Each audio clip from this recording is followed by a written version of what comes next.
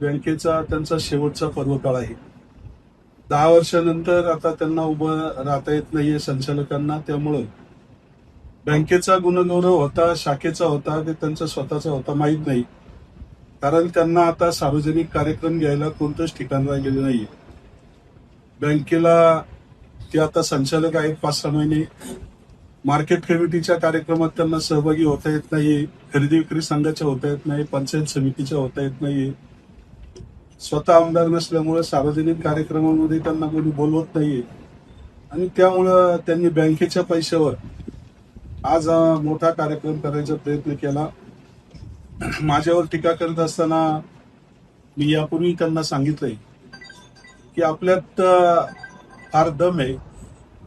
तर आपण आज महिला आणण्याचं कारण नव्हतं. आपण सांगितलं की महिला ब्रिगेड या ठिकाणी उभी केली.